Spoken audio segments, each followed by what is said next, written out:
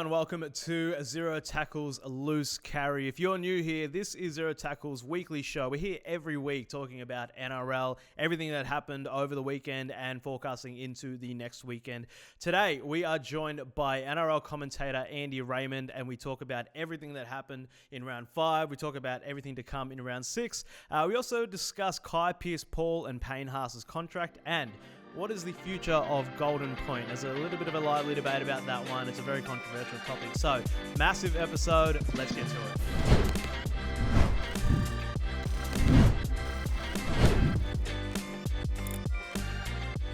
All right, and joining us as always, Zero Tackle analyst Darren Parkin. How are you, Darren? Going very well. Probably the best round we've seen this season. A lot of thrilling finishes, plenty of talking points. It was a great round of footy with some drama in the last couple of minutes across the board. Absolutely. And making his Zero Tackle Loose Carry debut, the man that hosts the Unfiltered podcast and NRL sports commentator, Andy Raymond. Welcome to the show, mate. Mate, pleasure to be here. I'll jump behind Daz and say, yeah, terrific round of footy. And I also reckon it shows that it doesn't have to be a technically great game to grab you and get your emotions going. There's a couple of games on the weekend that technically they sucked, but they were close, they were thrilling, and really enjoyed it. Yeah, close is always good. So before we get into the actual show, Andy, did you want to give us a quick plug on the Unfiltered podcast? Yeah, we're up to 5 rugby league podcasts a week. It's talking to future, present and past players, mostly past players. And the list that we've interviewed includes Wally Lewis, Mal Meninga, Malcolm Reilly, who's not in great health at the moment over in the UK, Mark Graham. It's a who's who, and we talk footy, but we also talk life. There's some terrific stories. There's always something different. It's exclusive content. And being a footy nerd, I absolutely love it.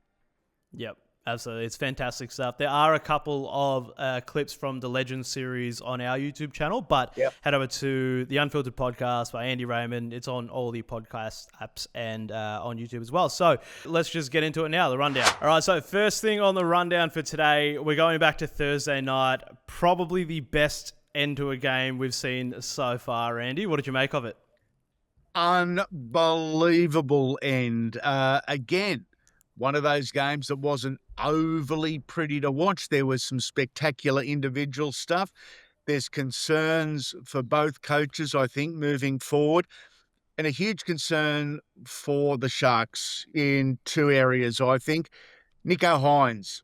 Now, with money and with profile and with fame comes expectation. Does he deserve professionally to be copping what he's copping? 100% he does.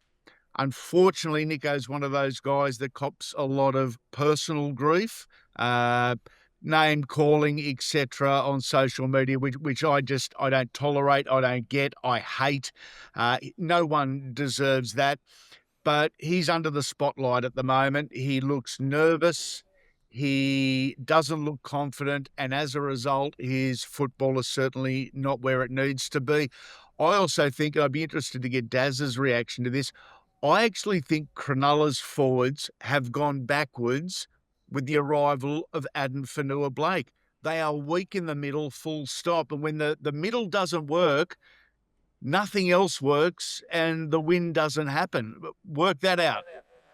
Yeah, I think, and look, it was only a fine line in the sense that we'd be talking about them being 3-2, if not for the dramatic conclusion, but it doesn't change what happened on the way through. I mean, that was an amazing final try. Nearly everyone touches the ball in that 55-metre play. But, yeah, I guess that's the question on the Sharks. We've spoken a bit about it at the start of the year, that we thought they were the side most likely to close the gap, potentially, obviously. And then if you look at it, Penrith's 1-4 start has been well documented. The Sharks are 2-3, so they're only a game ahead of them and lost to Penrith in that opening match. And you probably look at the lack of creativity, as you say, that they've had issues that have been sort of staring them in the face, poor bench rotations, not enough creativity in what they're trying to do. They sort of trot out the same stuff after a game. Now, as I said, they could have won that game if not for one or two little things at the end, but you live and die by what the scoreboard says, and they're just not doing enough to address issues. It's almost like teething problems for now. Blake's come in, we've changed a few things around, but yeah, they're just not clicking, and they're going to run out of time if they don't sort of churn it around quickly. I thought they were one of the improvers. I really did, and I think most could be of a similar mindset there. They'd recruited one of the best front rowers in the world. They really hadn't lost a whole lot. High expectations, good coach. But so far it hasn't happened.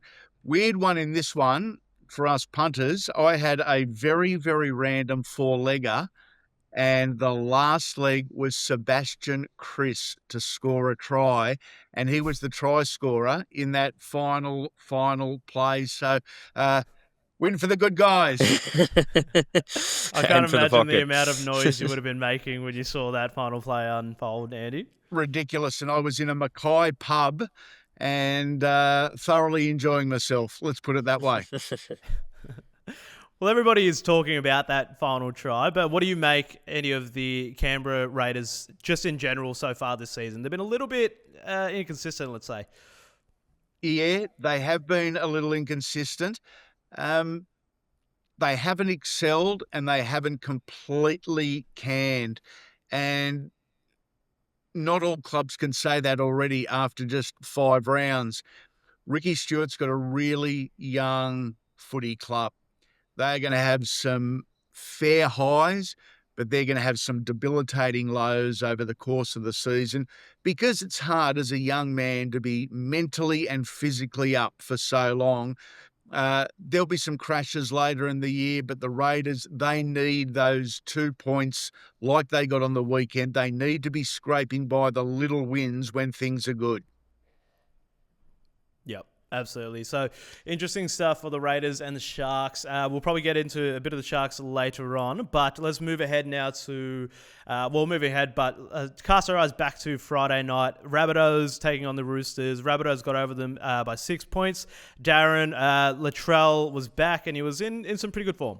He was, yeah, and look, for the Rabbitohs, it's been a similar story most weeks where they find a way to win, but then they get a few more hurdles thrown in front of them, and that was the case here with a couple more injuries. They're really performing admirably given all of that, and a bit of foxing from Wayne Bennett, who was absolutely insistent of where Latrell Mitchell would play when he came back, and then didn't play there at all. Obviously, first time in the centre since the GF of 2019, had to move into 5/8 when they lost both of them to injuries. Obviously, copped 3 hammies. He set up the final try to win the game, had an enormous influence. On the other side of the coin, bit of reality setting in for the Roosters. Obviously, they had that monumental upset against the Panthers, which looks a bit less like an upset when you factor in everything. So you look at the Bunnies bench with, all of them use Sullivan and Duncan, etc. And obviously those players are going to be called upon over coming weeks as the depth is the elastic band is stretched as far as it can go. But yeah, Andy, full of admiration for what the Bunnies are doing, I think, at the moment. Tough, ugly win, and congratulations to them. They're not playing pretty footy. They're not playing great footy, if I'm being honest, but they're playing tough footy, and tough footy wins more games than it loses. Big blows with Jamie Humphries and Cody Walker doing their hamstring. Lewis Dodd in New South Wales Cup yesterday, I understand, was pretty good. I had a mate there. I spoke to him last night, set up a couple of tries, did pretty well. My mail is Lewis Dodd will be playing for South Sydney in first grade this coming weekend. Might not be named there initially on Tuesday, but he will be playing, and he will be certainly on the plane on the way over to WA. I reckon you're right, mate. A little bit of a reality check for the Roosters, as sad as that sounds. For you Roosters fans that are watching, it is a reality check. That's the game they wanted to win. That's the game they had to win. They didn't. They couldn't. And it's certainly not going to get any easier. And the Rabbitohs, they did well. Sure, they threw a few gridiron passes that ended up in points, but, they did well. Yep, some good stuff to come from that game. It will be interesting next week to see how they go without Humphries and Cody Walker. But moving now to the Saturday, Andy, you're going to want to take this one. So the Eels just getting over the Dragons by 1 point. How did you find that one? Finally off the mark. absolutely loved it. And we'll have a chat a little bit later about Golden Point, the good, the bad, and the ugly. Jason Riles bit the bullet. He put Jermaine Hopgood to hooker, which is a natural move for my way of thinking. Jermaine was a hooker in his junior rugby league. He came to Penrith as a hooker and then transitioned into a ball-playing back rower. I think it's too big an ask at this stage in his career to put young Riley Smith in at hooker to start a game. By starting Jermaine there and using Riley as the first interchange for a middle, it actually means Parramatta become a faster side halfway through the first half. It's not dissimilar to what Michael Maguire is doing at Brisbane with Kobe Hetherington. Good move, a big tick for Jason Riles. Just thinking outside the box, because for so long, rugby league interchanges have been cookie cutter. It's very similar club to club. You bring a big bloke off, you put a big bloke on. You bring a fast bloke off, you put a fast bloke on. This is just changing a little bit more and trying to save an interchange here and there.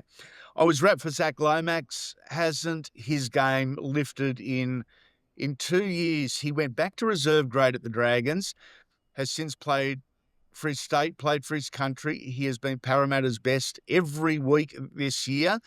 Not that he's had too much competition. He was terrific on the weekend and he iced it. Zach is the story here. Absolutely. Yep.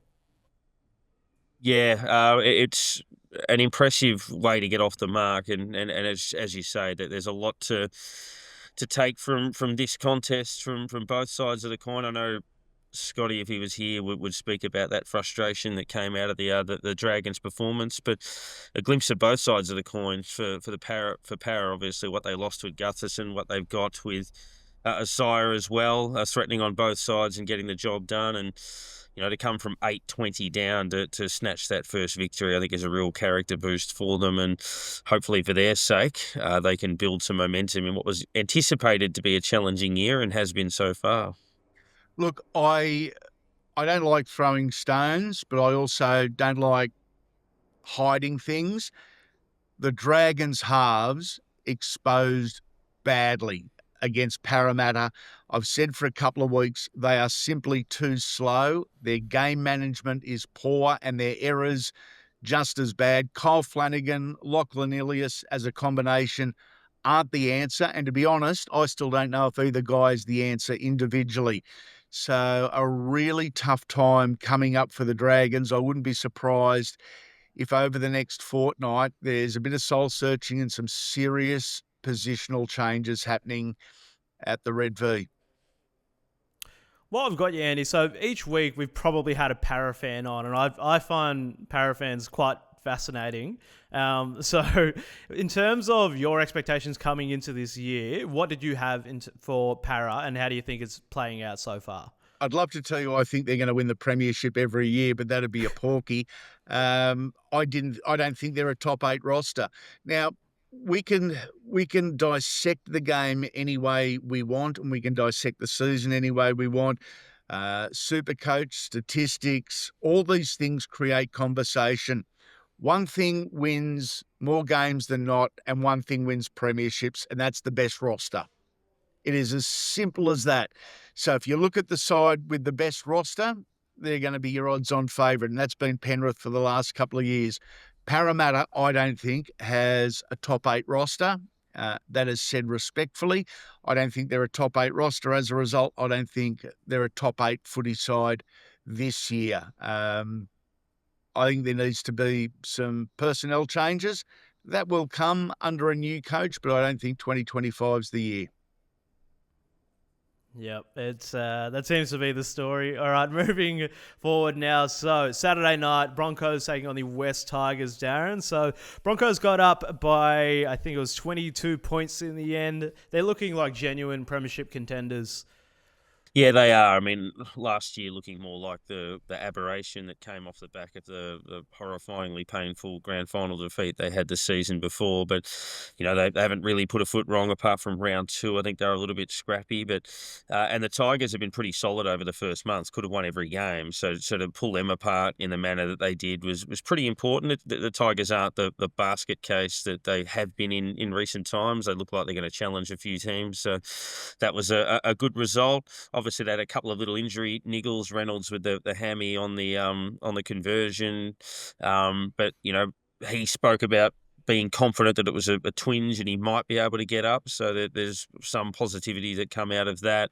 A couple of issues for Benji with the Tigers as well. But yeah, if you look at Walsh and Haas and all of these stars that have been, influential, Hunt and co, you could certainly suggest the Broncos tick the majority of boxes. If they can, you mentioned the bench earlier, Andy, with a couple of other sides. I think if they can manage their bench appropriately and get those impact players on, it gives them their best possible chance of winning the title. And yeah, they're in the mix.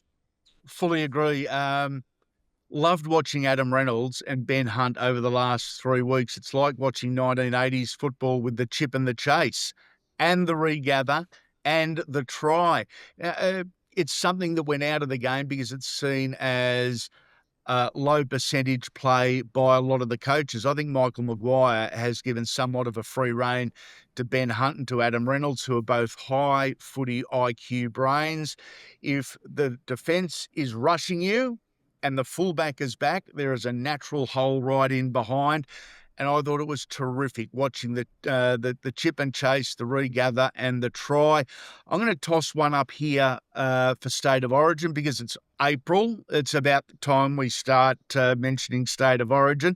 Well, if Jacob Preston is a smoky for New South Wales, I'm putting Kobe Hetherington as perhaps even more than a smoky for Queenslander.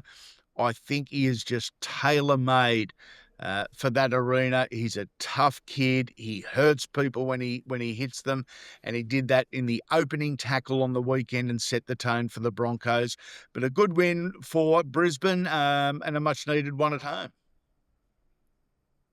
Absolutely. What did you make of the West Tigers, Andy? So, a couple of big ins this year in general in Luai, but have you seen their season going so far? Terrell May has been outstanding, and there is every reason for Roosters fans to ask, what the hell happened? Why did we let him go? The Roosters are making some big plays behind the scenes. That has never been more evident. They are stockpiling, they're saving their money, and something will happen, and it won't just be one player, it will be multiple players that the Roosters will announce as signings over the next couple of months. So Terrell May's gone to the Tigers. He has been outstanding.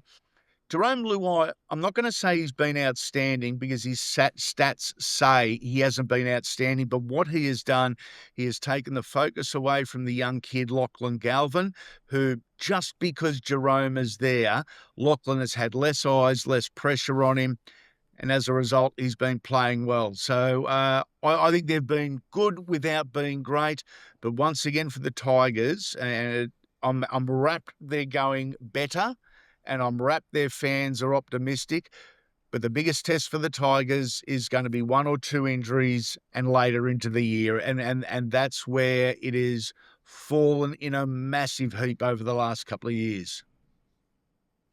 Yeah, so moving on, but still speaking of optimistic fans, Bulldogs fans at the moment are really trying their best to keep a lid on things, but I don't think it's going that well. But they kept the night scoreless over the weekend on Sunday night. Andy, how far do you think the Bulldogs can go this year? Well, every kebab shop in Belmore is offering 50% off a meat kebab if they win the premiership. So I'm certainly hoping to get down there and take advantage of that later in the year. 5-0, haven't done it in God knows how long. I think they have been terrific in the fact that they've found their identity. It's a tough footy side. It's a footy side that works for themselves and works for each other. Have they been brilliant? Not in my eyes, they haven't, but they've been tough. They've got the bye next week. They're 5-0. I think it's perfect timing. I think they actually looked at times this week just a little fatigued. It is really difficult for young men to be up for so long. Great timing for the bye, and that's exactly what Cameron Ciraldo will do with them. He'll give them a rest. In fact, I thought both sides last night, Bulldogs and Knights, in that first half and probably for 45 minutes, were terrific defensively. Sure, there was a lot of mistakes, but it was great theatre. It was great emotion. They showed desperation in defence. They scrambled well. They gave it everything they had. And I thought it was quite a spectacle for 45 minutes. Then the Bulldogs got a chance and then pretty easily and simply ran away with it. Yeah, I mean, as you say, first 5-0 since 1993. If they win their next first 6-0 since 1938, which is something like their second season in existence. So putting up those historic numbers, which has been really impressive. They should get a couple of their stars back, Burton and co, for Good Friday, which will create some headaches but add more strength to what they're putting together. I think it's a very good point you make in terms of credit for the Knights. I mean, if people look at the score of this game in 20 years and go, oh, it was 20-0, oh, they must have given them an absolute pasting. But the Knights were pretty resilient. They lost 2 players inside about 90 seconds in the game and then 2 more just before half-time, I think. So they had no rotations. They defended as gamely as possible. And then eventually the Bulldogs just punched through, which was probably inevitable. And maybe some of that fatigue was why they didn't do that earlier. But I didn't think it was an entirely reflective scoreline. But the Bulldogs certainly worthy winners, and they've been a very impressive side to start the season. Yeah, they have. And for the Knights, again, 20-0, their fans blowing up because of the scoreline. I thought there were some positives. I can understand people looking at it and seeing some negatives. They don't look right. They don't feel right, but they're playing for each other and they're actually doing the jersey proud. But things are just not happening in terms of performance and in terms execution, probably the best word. Their execution is just off. And I don't think Fletcher Baker and I don't think Jack Cogger in the halves are the answer. But I don't know what is. Dylan Brown and someone. That's been their problem for a while. They just can't get that scenario right, unfortunately. Yeah, it's never easy when you don't have any players on the bench. But let's move now to away from the games, probably. But over the weekend, if you watched every game, you'd probably notice something that we love in the NRL is a crackdown. So this week it was the high tackles, Andy. So what did you make of that? Did you pick up on that one? Yeah. This is just the craziest bloody thing in rugby league or world sport or any other bigger place. Does anyone else change the rules mid-season? If they are crazy. It just makes no sense. This isn't a problem that came up last week. This has been a problem in the game for years. They are trying to clean up the game. We'll clean it up in the off-season and then let the superstars go and do their thing. They've done this before. I understand why they're doing it. I support why they're doing it. We have got to protect these young men. With what we now know, CTE and concussions, we cannot keep travelling the road that we have travelled in the past. But the NRL, at times, I don't know if they can colour between the lines, some of these blokes. They just get so many things wrong, and they've got the timing of this so wrong, it's not funny. Yes, I'm supportive of the rule, which may sound condescending. I'm supportive of the rule, but to change mid-season, ridiculous. It's very difficult for sides, coaches, and referees as well, who have got to adjust on the run. So, and referees are going to cop an enormous amount of backlash for spectators for an instruction that's been put in front of them that they've got to learn in 3 days. Coaches have then got to coach it during the week, saying, "Well, this was penalised. This wasn't penalised last week, but it probably will be tomorrow," and then trying to adjust through that. It happens all the time. I mean, they did flag it, and if there's a criticism sometimes of the AFL, it's that they don't flag flag it in the AFL. Sometimes it's like they just tell the umpires, but they don't tell anybody else. And then you're watching the game thinking, well, where did that come from? So, I mean, they put it on record, but in saying that, it just creates more inconsistency in what is already a difficult sport to adjudicate. I feel more sorry for the referees Yeah. than anyone else here, because they're the ones copping it. They're doing what their bosses told them. And if you don't do what your boss tells you, guess what? You getting the flick. So the poor referees have had to do a huge change. Sure, it's difficult on the coaches, the players, but the referees, they need more support than we are giving them. And this is just throwing them to the lions. Yeah, absolutely. Couldn't agree more. Another one that popped up over the weekend, it is Darren, Golden Point. So how do you feel about it? What is the future of the Golden Point? Yeah, and I mean, it's how do you solve the issue of splitting it when it's level? Is there a fair outcome? I mean, the NFL system, if you win the coin toss in American football and you get the ball first, and, in their situation, it's heavily weighted in your favour. In the NRL, you go to Golden Point. It obviously favours sides that have strong kicking games. You're not necessarily going to plan for that aspect of it in advance. It gets refereed a bit differently. It feels like a game within a game sometimes, and there is that. It's been referred to as a lottery sometimes. I mean, the suggestions that have been thrown up is golden try, so it forces you to be ultra aggressive.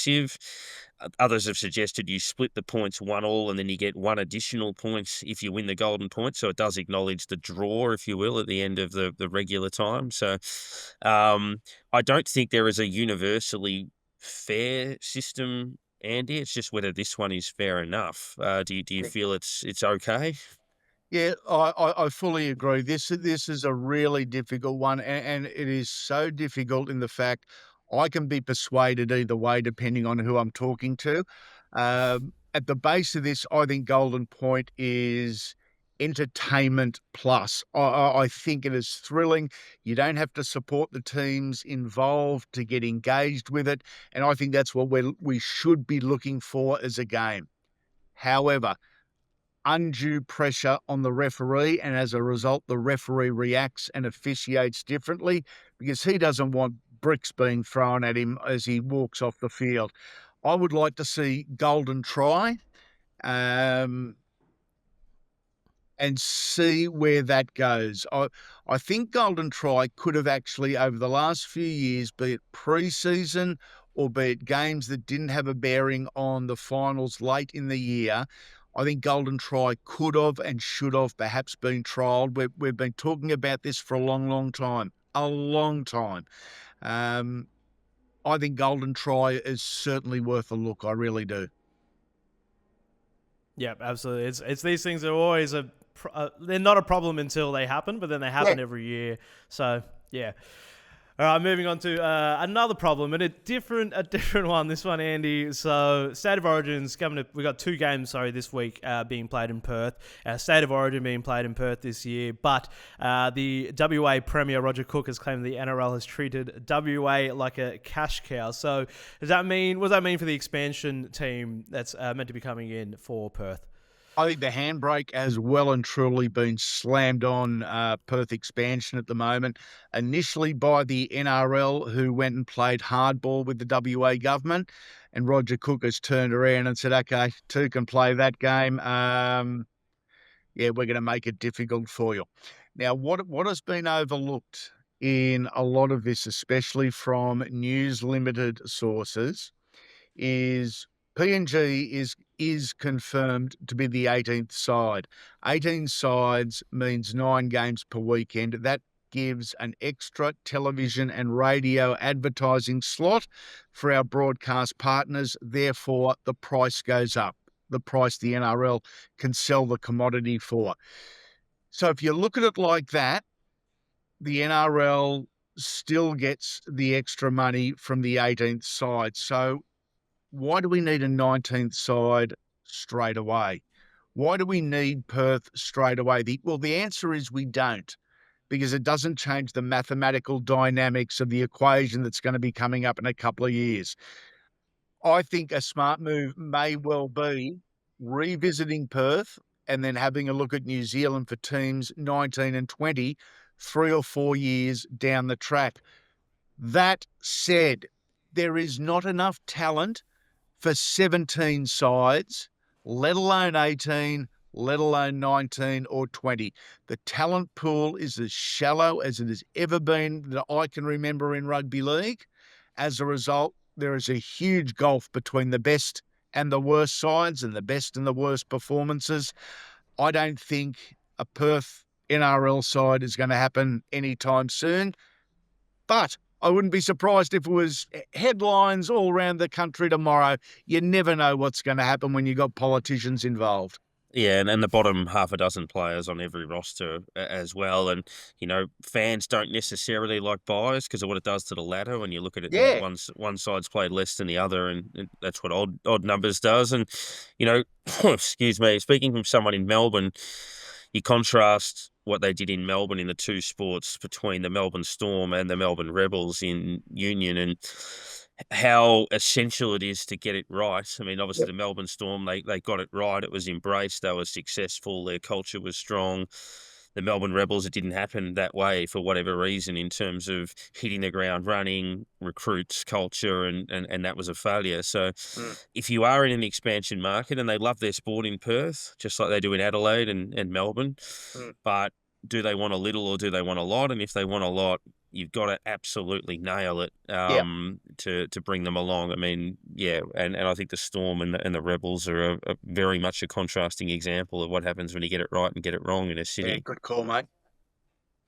Yeah, I think it's a very good point that you make there, Andy, as well. I think when in any league, when you bring out a new expansion team, it sort of just shines a light on the investment or the lack of investment there of the grassroots as well. So again, that talent pool does need to come up, and it's going to be interesting when PNG come in to see what that does to the talent pool, because you're right, there isn't the participation numbers are going down in Australia. So let's move on now to the Knights again. So Darren, Kai Pearce-Paul, how badly do they need to retain that man? Yeah, been a really good signing coming across from England. There's already a perception that they're a bit top heavy, that their depth is a bit of an issue. You got the Raiders and the Tigers and maybe one or two others sort of sniffing around to sort of see where he's at. Super important based on what we were talking about. As Andy said, it just hasn't quite been happening for them. Obviously, they were heavily talked about in regards to salary cap pressure with the Dylan Brown situation. So, vitally important that they get these decisions right. I think they're still reliant on too few, and they can't afford to lose the quality that they possess on their list. Yeah, what are your thoughts? I'm going to agree with that, but I'm also going to ask, what the hell are they going to pay him with? Once they've paid off Dylan Brown, and once they re-sign Kalen Ponga, I'm being serious. What is left? I think the Newcastle Knights have committed salary cap suicide, to be honest, in signing Dylan Brown and having so much money tied up in two young, loose blokes. Be that as it may, there is a ripple effect, and the ripple effect is going to catch guys like Kai Pearce-Paul out. I don't see any way of him staying in Newcastle at all, which is a shame because I think he's a hell of a footballer. I think he's got Canberra written all over him, but that's just me. Yeah, I also wonder whether, because contracts are so public, I wonder whether you then sit down to negotiate and they're like, oh, how does 700 sound or 600 sound? And you're like, well, why is this bloke getting 2.5 times what I'm getting? And it raises those questions as well, I think. Yeah, very difficult position to be in. I think the Knights, while it might look good that Dylan Brown has signed and that Kalen Ponga is staying at the moment, although I'm not convinced on that either, there's got to be a massive squeeze somewhere because that just doesn't fit into the salary cap. Yeah, so I'm going to stick with you, Andy, on this next one as well. So speaking of salary cap, Payne Haas's future is getting questions. So Manly have said that they're interested in signing him. Broncos obviously desperate to retain him, and why wouldn't you? He's one of the best, not only best prop in the game, but probably one of the best players in the game. What do you think Payne Haas is worth? He's the best front rower in the game, but what is a front rower worth? I think the Sharks were forced into paying overs for Adam Fanua-Blake. I think the Warriors were forced into paying overs for James Fisher-Harris. I don't think there is a prop in the game that is worth seven figures. They help you win games. They do so much for a footy side, but it's the playmakers and the decision makers that win or lose the game more times than not. The Nathan Clearys, the Cameron Munsters, the Ben Hunts, they're the ones that are the difference between a win and a loss. I have just got a feeling that we are going to revisit this every second year in Payne Haas's career, where he threatens to walk out unless he gets another 150 grand. This is the third or fourth time in a young man's career that we're talking salary cap, what he's worth, what he wants, and how long he wants. They've got to go all out to sign him. I've got no doubt about that. Maybe you can get a discounted annual rate by signing him long-term, but do you sign a prop long-term? What's too long? What's risky? What's smart salary cap management? I just think, and I've got no doubt he's at the top of the list of props, but I just get this feeling that we are going to see this story repeated over and over and over every second year surrounding Payne Haas looking for more money. Yeah, and I think it also looks like where you're at too. I think sides, when they're right firmly in the window, does that change the way they decide or how much money they throw at someone? I mean, Manly aren't too far off the pace in that discussion either in terms of their interest. I know they've dropped a couple, but they would feel that they're one or two away from contending. Yeah. And the Broncos would feel they're contending now. So does that change compared to if you're Parramatta? It's always interesting is how you manage your list when you're right in the window. Again, it's I said it earlier, the club with the best roster and the best roster management is going to be the favourite for the premiership, and that's been the case as long as I can remember. Very, very important. Yeah, it's going to be an interesting one to watch. There's a lot of $1 million contracts floating around in the NRL these days. So let's get to round 6. Very exciting one, especially off the back of round 5. So, Darren, what game are you going to be keeping an eye on?